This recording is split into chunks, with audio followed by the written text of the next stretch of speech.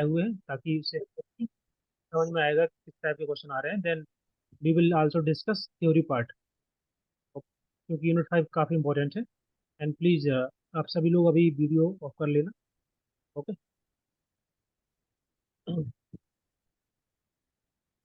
Okay. तो here this is the first question जो जून 2023 में आया हुआ है। लगभग 10 क्वेश्चन आए हुए हैं इस बार। तो उन सभी को देखते हैं, एक बार अंडरस्टैंड करते हैं फिर कुछ बात। ठीक है।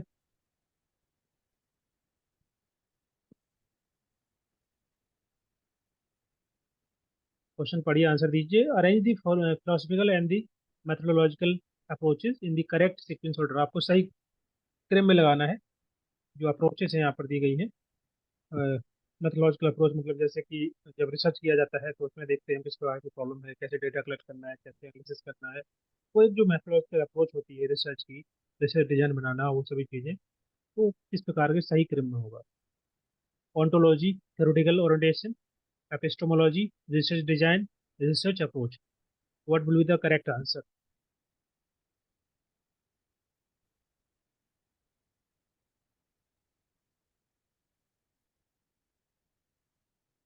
ऑन्टोलॉजी।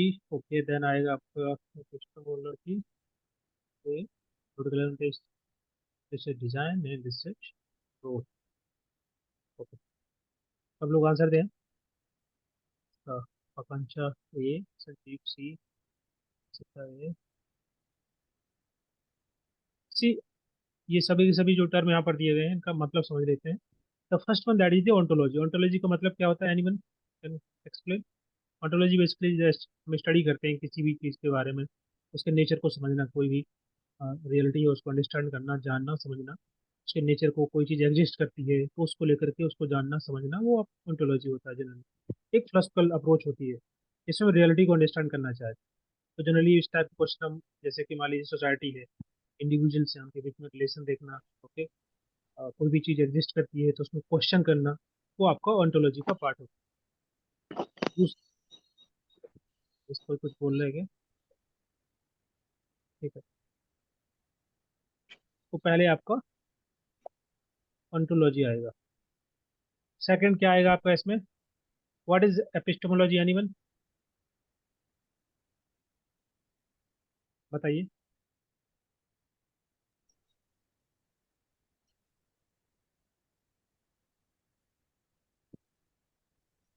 एनीबडी?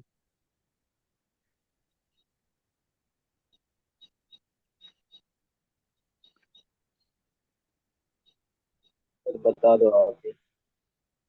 नॉलेज गेन करना। ओके, नॉलेज गेन करना हो गया। On anyone?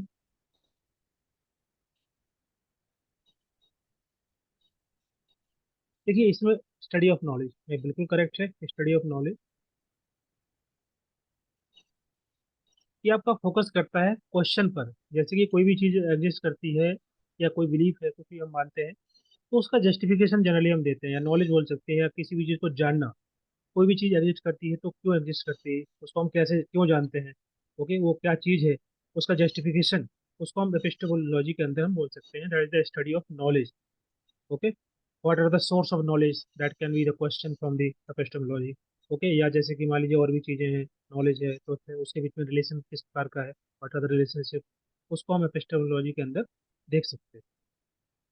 Okay, so it's the kind of study of justification of something or any belief or anything, that is the concern with the study of knowledge। तो आपका second आएगा epistemology. तीसरा क्या आएगा? Theoretical orientation. What is theoretical orientation? मतलब theoretical orientation बोल सकते हैं, फ्रेमवर्क बोल सकते हैं, जो जैसे कि हम जब स्टडी करते हैं, रिसर्च करते हैं, फ्रेमवर्क तैयार करते हैं। थ्योरेटिकल फ्रेमवर्क आपने सुना होगा, जिसके आधार पर, जैसे मान लीजिए कोई भी आप स्टडी कर रहे हो तो मल्टीपल इंडिकेटर होते हैं तो हम मेजर कर रहे होते हैं, तो उसको मेजर करने के लिए एक थ्योरेटिकल अप्रोच अपनाते हैं, एक थ्योरेटिकल फ्रेमवर्क तैयार करते हैं कि उसके आधार पर जो है हम जो भी स्टडी करेंगे, जो भी इंफॉर्मेशन कलेक्ट करेंगे, उसको मल्टीपल इंडिकेटर या जो कुछ वेरिएबल्स हैं उनको हम जो है जांचेंगे, समझेंगे, उसको जो है मेजर करेंगे। तो उसके लिए हमको एक थ्योरेटिकल फ्रेमवर्क चाहिए होता है कि जिसको ऑलरेडी स्टडी हो चुकी है, तो काइंड ऑफ मॉडल बोल सकते हैं, फ्रेमवर्क बोल सकते हैं, या इसको हम थ्योरेटिकल ओरिएंटेशन बोलते हैं। थियोरेटिकल ओरिएंटेशन मतलब क्या होगा कि जो कि गाइड करता है एक रिसर्चर को एज ए सोशल वर्कर, किसी भी रिसर्च प्रॉब्लम को लेकर के हम सोच रहे होते हैं, जो भी डेटा कलेक्ट कर रहे होते हैं, उसको लेकर के हम एक थ्योरेटिकल ओरिएंटेशन है, थ्योरेटिकल फ्रेमवर्क डेवलप करते हैं। ओके, तो कोई प्रॉब्लम है, उसका नेचर किस प्रकार का है, क्या क्या उसके कंसेप्ट। यस प्लीज, कोई कुछ बोल रहे हैं कि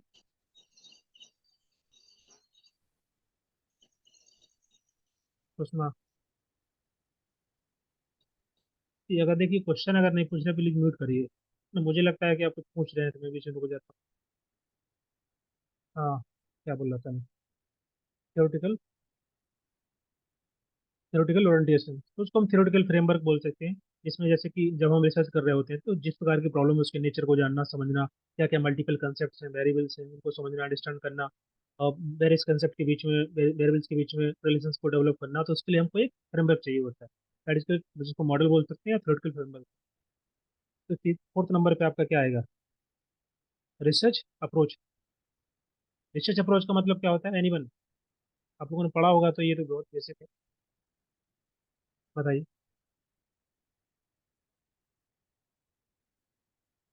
अप्रोच का मतलब एक स्ट्रेटजी, एक ओवरऑल स्ट्रेटजी। फील्ड पे रिसर्च, हाँ हाँ बताइए। सर गैप किसी जिस फील्ड चीज पे में है रिसर्च। रिसर्च का उसको फाइंड आउट करके फिर प्रपोजल रेडी करना, ऐसा कुछ। ओके, ठीक है, और एनिमल। सर रिसर्च अप्रोच में ये होगा कि रिसर्च को लेके हमारी जो सिस्टम है, यानी कि कैसे उसको क्या करना है, उसमें फाइंड कैसे करना है प्रॉब्लम्स को, और उसमें किस प्रकार की चीज को, मतलब थ्योरी को, और कह सकते हैं कि किस प्रकार के इंस्ट्रूमेंट उसमें यूज करना है, किस सिनेरियो से उसको देखना है, उस प्रॉब्लम को कैसे सॉल्व करना है, और जो भी होता है वो रिसर्च अप्रोच के अकॉर्डिंग ही जो है होता है सर। ओके ठीक है, काफी ठीक है। सी देखो, जैसे इसमें लिखा है अप्रोच, अप्रोच का मतलब को जैसे कि हम लोग हमारे लिए स्टडी कर रहे होते हैं तो हम बोलते हैं ना कि इस अप्रोच को आपको अपनाना है, ऐसे तैयारी करना है, ये स्ट्रेटजी बनानी है। तो जो रिसर्च में हम अप्रोच यूज करते हैं या उसको हम स्ट्रेटजी बोल सकते हैं, एक ओवरऑल स्ट्रेटजी जो हम लोग यूज करते हैं as a researcher, data collect करना, डेटा को एनालिसिस करना, वो किसके आधार पर होता है, that is based on the theoretical framework. एक थ्योरेटिकल फ्रेमवर्क बनाया जाता है, उसके आधार पर जो है हम लोग रिसर्च अप्रोच या स्ट्रेटजी यूज करते हैं। ओके, किस प्रकार के क्वेश्चंस होंगे, कौन सा मेथड यूज करने वाले हैं, डेटा कलेक्ट कैसे होगा, ये सभी चीज़ों का एनालिसिस कैसे करना है, एक अप्रोच बोल सकते हैं। एक सिंपल आपका एक ओवरऑल स्ट्रेटजी होती है, that is based on the theoretical framework. Okay, that is simple research approach बोल सकते हैं या स्ट्रेटजी। नेक्स्ट आपका रिसर्च डिजाइन। रिसर्च डिजाइन क्या होता है, एक प्लान होता है, एक स्पेसिफिक प्लान, डिजाइन बोल सकते हैं, सिंपल प्लान होता है। ओके, जिससे हम रिसर्च कंडक्ट करते हैं और जो कि हमारा रिसर्च अप्रोच के तो माध्यम से बन। Yes, जिससे deep analysis होगा। आपका आवाज़ नहीं आ रहा है, प्लीज़ बताइए। तो मैं बोल रही हूँ जिसे ब्लू प्रिंट भी कहा जाता है। आवाज़ क्लियर नहीं आ रहा है, ब्रेक हो रहा है थोड़ा सा। सॉरी सर, हाँ, कोई बात नहीं, कोई बात थोड़ा सिग्नल नहीं, कम है। कोई बात नहीं, कोई बात नहीं, आप लिख सकते हैं। ठीक है, मैं बात कर रहा था रिसर्च डिजाइन की। तो एक ऐसा स्पेसिफिक प्लान जो कि जिसमें हम रिसर्च कर रहे होते हैं, रिसर्च कंडक्ट करते हैं, तो आपका वो रिसर्च अप्रोच के आधार पर ही बनता है। ओके, तो रिसर्च डिजाइन जनरली हम बोलते हैं किस प्रकार के क्वेश्चन होंगे, कौन कौन से पार्टिसिपेंट होंगे, उनको सेलेक्ट करना, डेटा कैसे कलेक्ट करना है, कैसे एनालिसिस करना है, वो सभी चीज़ें आपकी ये स्पेसिफिक प्लान जो होता है, रिसर्च डिजाइन जो होती है, उसमें हम यूज करते हैं। तो ये आपके मल्टीपल मेथोलॉजिकल अप्रोचेस हैं जो कि सही सीक्वेंस में है, तो पहला वाला ऑप्शन आपका करेक्ट हो जाएगा। ठीक है, क्लियर है सभी को, इसमें किसी को डाउट तो नहीं है, यस पांचों सर। ऑप्शन। ठीक है, तो ये जो क्वेश्चन है आपका, ये जून 2023 में आया था, ये थोड़ा सा बोल सकते हैं डिफिकल्ट क्वेश्चन है, और क्योंकि इस टाइप से क्वेश्चन जनरली हम लोग नहीं पढ़ते हैं या आते नहीं है, क्योंकि ये जो टर्म है अगर इसको आपको नहीं पता है तो सही सीक्वेंस में लगाना थोड़ा सा डिफिकल्ट होता है। Next question, question sir number 7। Excuse me sir, ontology के एक ये बार मतलब बता देना थोड़ा। एक एक करके बोलिए, हाँ बताइए। सर ये ऑन्टोलॉजी का, हाँ हाँ, सर ये ऑन्टोलॉजी का पूछ रहा था, इसका थोड़ा एग्जांपल देके बता दें। देखो कोई भी चीज अगर एग्जिस्ट करती है ना, उसकी रियलिटी को जानना, उसके नेचर को समझना, उसको ओंटोलॉजी बोलते हैं। Study of nature of any reality, something which is already exist, उसके उसको उस चीज को जानने के लिए हम जो स्टडी करते हैं उसको ओंटोलॉजी बोलते हैं, कि किस प्रकार का है, उसका नेचर किस प्रकार का है, उसको ओंटोलॉजी बोल सकते हैं। जैसे कोई प्रॉब्लम एग्जिस्ट, कोई प्रॉब्लम है, किस प्रकार की प्रॉब्लम है, उसका नेचर किस प्रकार का है, वो स्टडी करेंगे, वो ऑन्टोलॉजी कहलाएगा। ओके, जो फंडामेंटल नेचर होता है किसी भी चीज़ का, उसको समझते हैं। हाँ, बताइए, कुछ कोई क्वेश्चन पूछ रहा था आई थिंक बीच में। यस सर, मैं ये बोल रही थी, आपने जैसे वो बताया ना यस। 4th नंबर पे, एक बार बैक करिएगा ना फर्स्ट क्वेश्चन यस। को। Yes, 1 second. हाँ जी। हाँ, सर इसमें आपने 4th नंबर पे रिसर्च अप्रोच बताया है ना? Research approach. 1 second. Research design. देखो, पहले पे आपका आएगा ऑन्टोलॉजी आएगा, फिर सी आएगा, फिर आपका बी आएगा, फिर आपका ई आएगा। Okay, research design, research. हाँ देखो, डिजाइन पहले आएगा। ओके, डी आएगा पहले, यस सर। है ना। डिजाइन का मतलब क्या होता है, जो अभी बताया कि वो स्पेसिफिक प्लान, पहले हम प्लान बनाते हैं, फिर जो है एक आप अप्रोच यूज कर सकते हैं, जिसको बोल सकते हैं स्ट्रेटजी यूज करेंगे। तो स्ट्रेटजी बनाने से पहले हम एक प्लान तैयार करते हैं, जिसको बोल सकते हैं ब्लूप्रिंट तैयार कर रहे हो। तो रिसर्च डिजाइन जिसको हम बोलते हैं, तो पहले रिसर्च सर डिजाइन इसमें आता है। पहले आपने बी ऑप्शन ही बताया था इसमें। B option. सर आपने बी ऑप्शन ही बताया था, बाद लास्ट में आपने ए बता दिया था। अभी मैंने बी बताया था। बी। अभी आपने ए बताया था, हाँ, यही तो बताया मैंने। और इसमें हाँ बीच में आपने बताया था बी सही होगा। नहीं नहीं, बी मतलब इसमें बोल रहा हूँ शायद मैं, ये आंसर तो आपका यही होगा। नहीं देखो सर, बस ये। सीक्वेंस गलत हुआ था। हाँ, सीक्वेंस आपने गलत। डी की जगह ई बता दिया था बस। हाँ, यस यस। हाँ। पहले रिसर्च डिजाइन बनता है, सिंपल है। जैसे हम लोग जब भी स्टडी करते हैं तो रिसर्च डिजाइन तैयार करते हैं। ओके, उसके बाद ही अप्रोच है, कोई भी स्टडी अपना सकते हैं। तो एक ब्लूप्रिंट होता है, उसको हम डिजाइन बोलते हैं, रिसर्च डिजाइन बोलते हैं। ठीक है, जो मेथोलॉजी होती है, इसमें पूरी पूरी स्टडी हम बनाते हैं। ठीक, कैसे आपको स्टडी कंडक्ट करना है, वो सभी चीज़ें इसमें होती हैं। उसके बाद हमारी अप्रोच आती है, मतलब एक स्टडी जो हम यूज करते हैं, ये रिसर्च के डेटा को कलेक्ट कैसे करना, वो सब चीज़। ठीक है, तो डी आएगा। आपका पहला वाला आंसर करेक्ट होगा, कुछ सीक्वेंस इधर उधर हो गया। Next question, question number second. Question को पढ़िए, आंसर दीजिए। which of the following technique is not used in the case study process? Case study process में कौन सी टेक्निक यूज नहीं होती है? तो पढ़िए आंसर, आंसर दीजिए।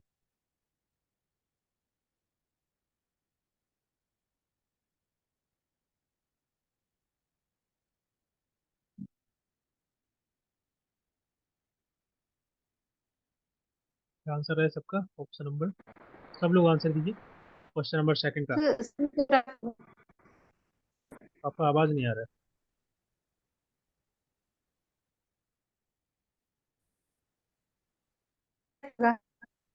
चैट बॉक्स में लिख सकते हैं, वो कोई आवाज क्लियर नहीं आ रहा है।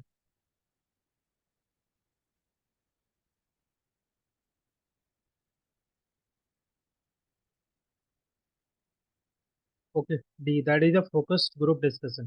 सी first of all we have to understand what is the meaning of case study. Case study क्या होता है, बताइए। Then the answer will B.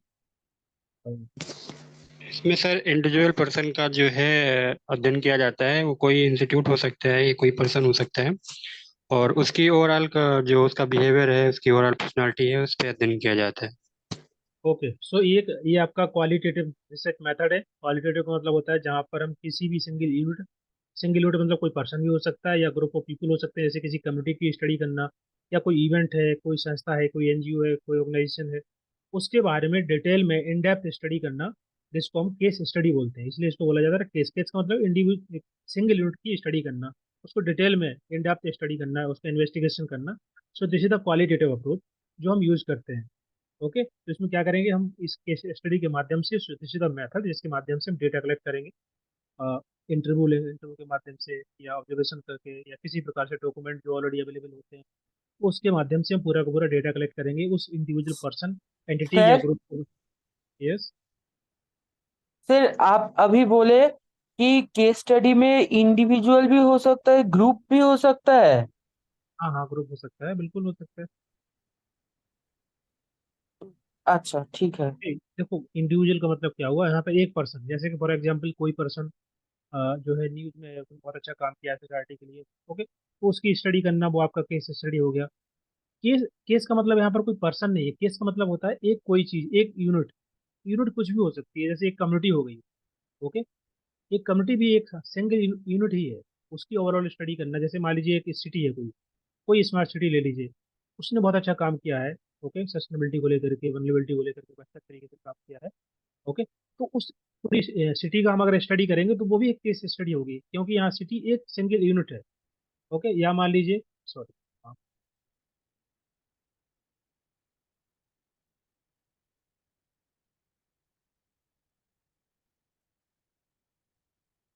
हाँ, तो क्या बोल रहा था मैं? ठीक है, तो कोई सिंगल पर्सन हो सकता है या ग्रुप ऑफ पीपल भी हो सकते हैं, जैसे कि मान लीजिए 10 लोग हैं, तो एक समूह जो है एक यूनिट हो गया वो। या कोई ऑर्गेनाइजेशन है, कोई संस्था है, उसकी स्टडी केस स्टडी कहलाती है।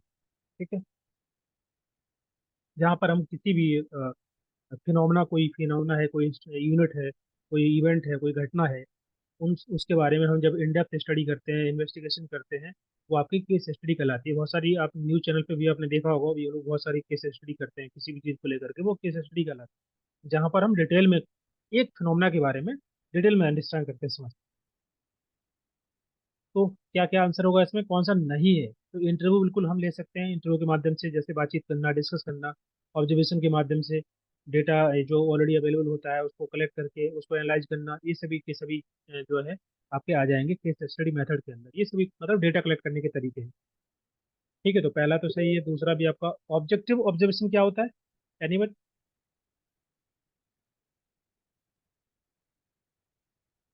सर एक उद्देश्य के जरिए आप उसको ऑब्जर्व करते हैं, जैसे उसका क्या, किसी को प्रॉब्लम हो तो उसे देख के ऑब्जर्व करना हो क्या कर रहा है, जैसे किस ऑब्जेक्टिव, टारगेट पे कर रहा है। Okay, Observe without biasness. हाँ बिल्कुल सही है। Objective observation means this is the process of observing Without biasness. a person or any event, anything without bias, without any kind of जो है सेल्फ इंटरप्रिटेशन, उसको हम बोलते हैं ऑब्जेक्टिव ऑब्जर्वेशन। क्योंकि इसमें अगर रिसर्चर का खुद का जो है बायसनेस, अगर वो, क्योंकि वो पूरे डेटा को इन्फ्लुएंस कर सकता है, जो हम डेटा गैदर कर रहे होते हैं, जैसे इंटरव्यू ले रहे हैं या पार्टिसिपेशन ऑब्जर्वेशन, तो उसमें अगर बायसनेस रहेगा तो डेटा कहीं ना कहीं इन्फ्लुएंस हो जाएगा, फिर उसमें बदलाव आ सकता है। उसको बोलते हैं objective observation. Collection of the information from the significant others. What is the meaning of significant other? Data collect करना कहाँ से? From the significant other. जैसे फॉर एग्जांपल मैं यहाँ पर चर्चा कर रहा था कि एक रिलेटेड होने से डेटा कलेक्ट। आपका आवाज ब्रेक होता है जब आप बता कुछ आंसर देते हैं, क्लियर नहीं आता। कोई इंडिविजुअल पर्सन है, जैसे मान लीजिए कोई सरपंच है, उसके द्वारा अपने विलेज में बहुत अच्छी जो है वर्क किया गया, तो अगर उसके ऊपर एक केस स्टडी होगी, तो उस गांव के जो लोग होंगे ना, जिनसे डेटा कलेक्ट किया जा रहा है, मान लीजिए 10 लोग हैं, तो जो वो 10 लोग होंगे वो सिग्निफिकेंट अदर्स कहलाए। ठीक है, सिग्निफिकेंट अदर्स का मतलब होता है कि वो लोग जहाँ से जो कि इन्वॉल्व हैं डेटा कलेक्शन के लिए, जिनके माध्यम से डेटा कलेक्ट किया जा रहा है, उसको हम सिग्निफिकेंट अदर्स बोलते हैं। समझ में आ रहा है?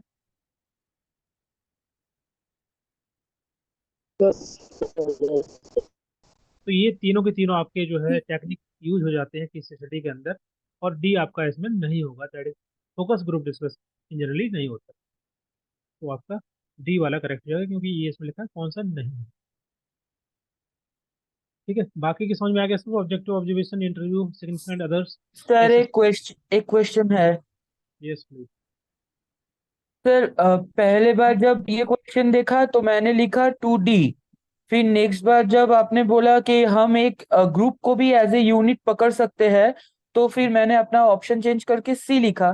तो सर जब ग्रुप को एक साथ एक यूनिट मान के बात करेंगे, तो सर वो फोकस ग्रुप डिस्कशन ही ना हुआ। केस स्टडी के टाइम में जब एक ग्रुप को एक केस हिसाब के लेंगे, तो उसमें तो ग्रुप डिस्कशन आएगा, फोकस ग्रुप डिस्कशन तो आएगा सर। अंडरस्टैंड करो उसको, उसमें लिखा है टेक्निक। ठीक है, यहाँ पर अगर हम एक नंबर ऑफ पीपल ले रहे हैं तो नंबर ऑफ पीपल की स्टडी कर रहे हैं, तो वो फोकस ग्रुप डिस्कशन नहीं है ना। फोकस ग्रुप डिस्कशन में होता है कि इस फिनोमेना को लेकर के हम जो डेटा कलेक्ट करेंगे, तो डेटा कलेक्ट करने के लिए अगर हम इस मेथड के यूज करेंगे कि नहीं करेंगे, तो वो आपका जिसको हम एफजीडी बोलते हैं, तो एफजीडी यहाँ पर यूज नहीं करते। एफजीडी हम यूज करते हैं डेटा कलेक्ट करने के लिए। और जो केस स्टडी का मतलब है, यहाँ पर हम बात कर रहे हैं कि वो फिनोमेना, कोई इवेंट या नंबर ऑफ पीपल या कोई सिंगल पर्सन, वो एक अलग चीज है। और ये टेक्निक, ये डेटा कलेक्ट करने के लिए जो हम टेक्निक अपनाते हैं, वो एफजीडी है, जो फोकस ग्रुप डिस्कशन होता है। तो यहाँ पर नंबर ऑफ पीपल ज़्यादा होते हैं, ओके, उनसे हम क्वेश्चन एक साथ ग्रुप में बिठा करके, जैसे लगभग 6 से 10 पर्सन होंगे, उनको हम बिठाएंगे, ओके, उनसे हम क्वेश्चन करेंगे, आपस में जो है डिस्कशन करेंगे किसी भी टॉपिक के बारे में। आप फील्ड वर्क में गए होंगे तो आपने देखा होगा कैसे एफजीडी किया जाता है। सबको बुला करके एक जगह बिठा करके जो हमारे क्वेश्चंस होते हैं उनसे आपस में पूछना, उनसे किसी मुद्दे को लेकर, किसी इश्यू को लेकर के उनसे डिस्कशन करना, वो एफजीडी कहलाता है। ठीक है। और ये जो मैंने आपको बताया कि नंबर ऑफ पीपल ज़्यादा हो सकते हैं, तो वो केस स्टडी है, वो टेक्निक नहीं है। टेक्निक ये है, आप जैसे इंटरव्यू करना, वो आपकी टेक्निक है, मतलब डेटा कलेक्ट करने के लिए आप कौन सा तरीका अपना रहे हैं। क्या वो इंटरव्यू है, क्या आपका एफजीडी है, कि आप किस प्रकार से डेटा कलेक्ट करते हैं। समझ में आ रहा ओके सर। है ना। उसको हम बोलते हैं एफजीडी, मतलब the technique that be use to collect the data. तो यहाँ पर नंबर ऑफ पीपल ज्यादा होते हैं, मतलब जैसे कि 10 होता है ना, गांव में 10 लोग बैठे हैं, हम किसी टॉपिक को लेकर के आपस में डिस्कस कर रहे हैं, तो वो एफजीडी कहलाता है। उसमें आप जैसे as a interview, as a researcher आप जाएंगे सर तो उनको। फिर हाँ बताइए। फोकस ग्रुप डिस्कशन से डिस्कशन के अंदर में जब हम किसी से पूछताछ कर रहे हैं उसको इंटरव्यू हिसाब से कंसीडर नहीं करेंगे ना? जी देखो, इंटरव्यू जनरली हम 1 to 1 करते हैं, ओके। एफजीडी के अंदर इंटरव्यू नहीं होता है, एफजीडी के अंदर किसी टॉपिक को लेकर के डिस्कशन होता है। ठीक है, आप उसको ऑब्जर्व करते हैं, एज ए रिसर्चर आप जाएंगे तो आप, ऐसा नहीं कि सबसे एक एक क्वेश्चन पूछेंगे, वो इंटरव्यू हो गया। आप उनको टॉपिक दे देंगे, आप मुझे बताएंगे कि इसको लेकर के आपका क्या विचार है, आपको क्या क्या लगता है कि जैसे कोई गवर्नमेंट स्कीम है, आप उस पर आप स्टडी कर रहे हैं, तो आप लोगों से पूछेंगे कि ग्रुप में बना करके, तो वो उसको अपने इनपुट देंगे कि स्कीम कैसी चल रही है, क्या इसकी बेनिफिट है, क्या बेनिफिट नहीं है, क्या लूप होल्स है, वो सब चीज़ आपस में डिस्कस करेंगे। वो एफजेडी कहलाता है। वो जो 1 to 1 होता है वो इंटरव्यू होता ঠিক আছে है। স্যার, বুঝেছি বুঝেছি। हाँ। ঠিক আছে স্যার।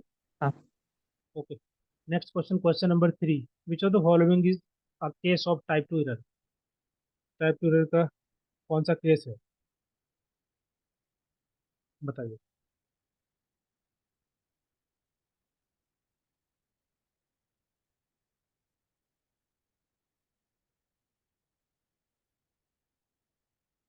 क्वेश्चन नंबर 3 का आंसर दीजिए। वेरी इंपॉर्टेंट क्वेश्चन, एग्जाम में कई बार पूछा जाता है, स्पेशली टाइप 1 एरर के बारे में, टाइप 2 एरर के बारे में। तो बताइए क्या आंसर इसका होगा।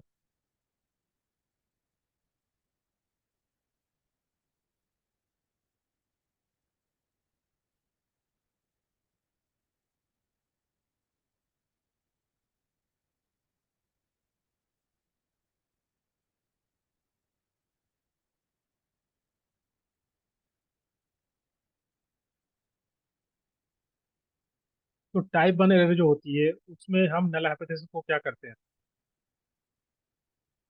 बताइए। तो एक टाइप एक वन में नल हाइपोथेसिस कर दिया जाता है।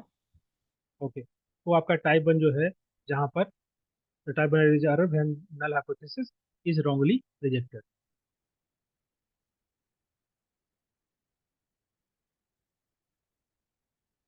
इसको हम गलत तरीके से रिजेक्ट कर देते हैं। और टाइप 2 एरर क्या होता है।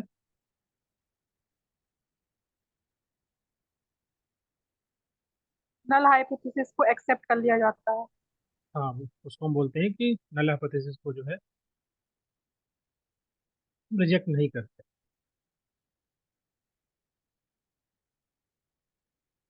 क्या बोल सकते हैं, एक्सेप्ट कर लेते हैं, उसको हम टाइप 2 एरर बोलते हैं। अब एक एक करके अंडरस्टैंड कर लेते हैं एग्जांपल के साथ। टाइप 1 एरर,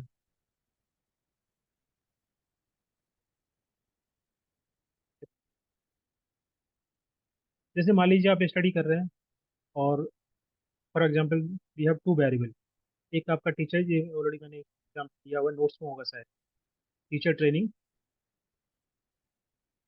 एक आपका वेरिएबल हो गया, दूसरा वेरिएबल होगा आपका स्टूडेंट परफॉर्मेंस। 2 वेरिएबल हो गए, इस पे एज ए रिसर्चर आप स्टडी कर रहे हैं। बेसिकली इसमें क्या है कि आप, यहाँ पर हम लोग ने एग्जाम्पल लिया है कि अगर टीचर को ट्रेनिंग प्रोवाइड किया जाता है, तो क्या उससे बच्चों की जो परफॉर्मेंस है, स्टूडेंट की परफॉर्मेंस है, उसमें बदलाव आएगा कि नहीं आएगा, चेंज आएगा कि नहीं आएगा। तो this is the just example, जहाँ पर हम एग्जाम्पल ले रहे हैं, 2 वेरिएबल ले रहे हैं। एक पहला है कि टीचर ट्रेनिंग, दूसरा है student performance. So if we provide the training to the teachers, तो उसकी वजह से टीचर, अगर टीचर को ट्रेनिंग देते हैं, तो क्या बच्चों की परफॉर्मेंस पर, स्टूडेंट की परफॉर्मेंस पर कुछ चेंजेस आता है कि नहीं आता है। तो यहाँ पर ये आपका एक, मान लीजिए, क्वेश्चन हो गया सिंपल समझने के लिए। तो यहाँ पर हम नल हाइपोथेसिस बनाते हैं कि नल हाइपोथेसिस क्या होगा। बताइए।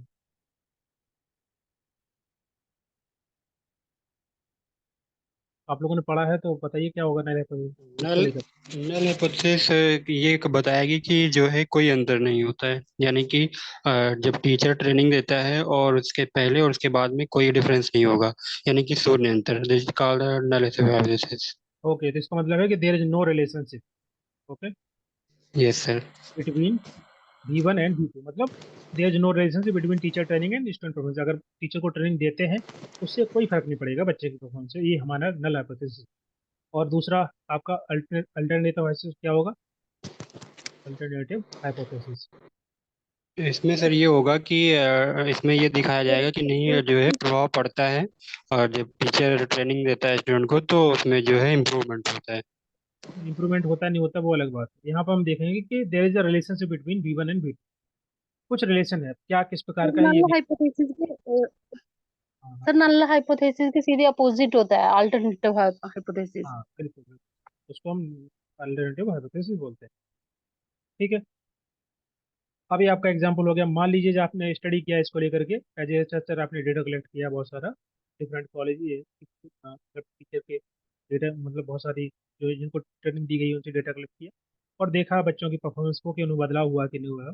और आपका रिजल्ट जो आया, जस्ट अज्यूम, ये अजम्पशन मान लेते हैं कि आपने देखा कि टीचर को ट्रेनिंग प्रोवाइड कराने से जो है that is not going to affect the student performance. अगर हम टीचर को ट्रेनिंग प्रोवाइड कराते हैं और उससे उससे बच्चों की जो है परफॉर्मेंस पर कोई असर नहीं पड़ रहा है, ये हमारी फाइंडिंग्स है, हमने रिसर्च किया और ये प्राप्त किया आफ्टर कलेक्टिंग डेटा। तो इसका मतलब क्या हुआ कि हमने जो पहले एजम्पशन बनाया था, जो हमारा नल हाइपोथेसिस था कि there is no relation between V1 and V2, वही हमारा रिजल्ट आया है। आफ्टर रिजल्ट आफ्टर स्टडी हमने पाया है कि टीचर को ट्रेनिंग देने से कोई इन्फ्लुएंस नहीं आ रहा है बच्चे की परफॉर्मेंस पर, स्टूडेंट की परफॉर्मेंस पर। तो इसका मतलब क्या हुआ कि हमारा नल हाइपोथेसिस जो है दैट शुड बी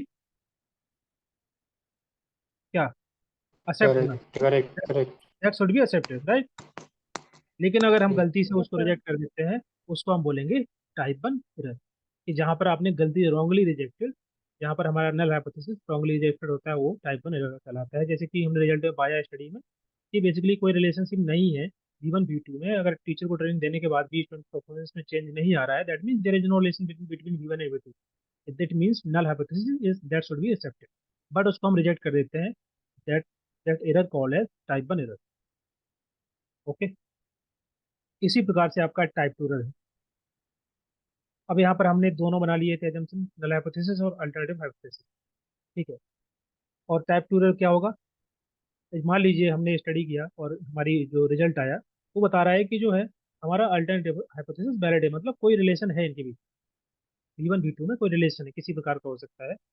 ओके, तो जो हमारा नल हाइपोथेसिस है that has to be rejected, किसके फेवर में? इसके फेवर में, अल्टरनेटिव हाइपोथेसिस के फेवर में। ओके, और अगर नल हाइपोथेसिस जो है हम उसको रिजेक्ट नहीं करते हैं तो उसको हम क्या बोलेंगे? Type 2 error. समझ में आ रहा है कुछ? अगर हम नल हाइपोथेसिस को जो है रिजेक्ट नहीं कर रहे हैं और तो उसको हम क्या बोलेंगे? Type 2 error. मतलब क्या हुआ कि हम उसको एक्सेप्ट कर रहे हैं, क्योंकि हम एक्सेप्ट नहीं बोला जाता है उसको, अगर थोड़ा सा समझेंगे तो एक्सेप्ट नहीं बोलते हैं, क्योंकि हमारे पास उतना रेलिवेंट डेटा नहीं होता है, तो उसको हम रिजेक्ट करना पड़ता है, इसलिए बोलते हैं हम एक्सेप्ट नहीं करते। तो null hypothesis is not rejected. Type 2 उसको हम बोलेंगे टाइप 2 एरर। समझ में आया कि दोबारा रिपीट करें? सर यस ये रिपीट सर। करिए। ठीक है, देखो समझो, यहाँ पर जस्ट ये क्वेश्चन अलग है, मैंने ये समझा लेता हूँ। देखो, मैंने एक एग्जाम्पल लिया कि फॉर एग्जाम्पल आप स्टडी कर रहे हैं टीचर्स को लेकर के, स्टूडेंट को लेकर के, आप देखना चाहते हैं कि जो गवर्नमेंट के द्वारा फॉर एग्जाम्पल ट्रेनिंग दी जाती है टीचर्स को, तो क्या टीचर को ट्रेनिंग देने से क्या बच्चों की परफॉर्मेंस अच्छी हो रही है कि नहीं हो रही है, स्टूडेंट की परफॉर्मेंस बेहतर हो रही है कि नहीं हो रही है। आपका एक मान लीजिए आपने, ये क्वेश्चन है, आप इस पर आप स्टडी करना चाहते हैं। ओके, तो आप पहले पहले नल हाइपोथेसिस बनाएंगे, अल्टरनेटिव हाइपोथेसिस बनाएंगे। तो आपका जो नल हाइपोथेसिस होगा वो क्या होगा? वो दर्शाता है कि जो वेरिएबल आप ले रहे हैं स्टडी के लिए उनके बीच में कोई रिलेशन नहीं है, आप बनाते हैं, एजम्पशन है। हाइपोथेसिस का मतलब होता है एजम्पशन, एक आपकी टेंटेटिव थ्योरी आपने पहले से बना के रखी है, उसी के आधार पर स्टडी करेंगे ना, तो ये रिसर्च में करना पड़ता है। तो हमने एक नल हाइपोथेसिस बनाया, एक एजम्पशन लिया कि ये जो दो वेरिएबल हम ले रहे हैं उनमें कोई रिलेशन नहीं है। और दूसरा हमने एक मतलब वो जस्ट उसका अपोजिट होता है, दैट इज अल्टरनेटिव हाइपोथेसिस कि इस इन दोनों वेरिएबल के बीच में V1 और V2 में, ये आपका V1 है V2 है, इनके बीच में किसी प्रकार का रिलेशन है। अब क्या हुआ कि आपने स्टडी किया और आपने डेटा कलेक्ट किया, स्टडी किया, उसके बाद आपका जो रिजल्ट आया, और रिजल्ट में जो है आपका जो फाइंडिंग्स निकल के आई उसमें ऐसा दिख रहा है रिजल्ट में कि टीचर को ट्रेनिंग देने से, so that is not going to influence और affect the student performance. Teacher को ट्रेनिंग देने के बाद भी बच्चों की, जो स्टूडेंट है, उनकी परफॉर्मेंस में कोई बदलाव नहीं आया, कोई चेंज नहीं आया। इसका मतलब V1 और V2 जो है उनके बीच में ऐसा कोई रिलेशन नहीं है, there is no relation between V1 and V2। ठीक है, इसका मतलब क्या हुआ कि जो हमने नल हाइपोथेसिस बनाया था वैसे ही हमारा रिजल्ट आया। इसका मतलब हमारा null hypothesis that should be accepted, और हम गलती इसको उसको रिजेक्ट कर देते हैं, तो वहां पर हमारा टाइप 1 एरर होगा। समझ में आ रहा है? पहला वाला समझ में आ रहा है, null hypothesis? Yes sir. Yes sir. हाँ, ये थोड़ा टाइम लगेगा इसमें समझने में, क्योंकि ये जो है थोड़ा सा आपको समझना होगा कि दोबारा पढ़ेंगे तो समझ में आ जाएगा। तो वो आपका कहलाएगा नल हाइपोथेसिस, जहाँ पर आपका नल हाइपोथेसिस एक्सेप्ट हो रहा है लेकिन आप उसको रिजेक्ट कर रहे हैं, मतलब गलती से रिजेक्ट कर रहे हैं।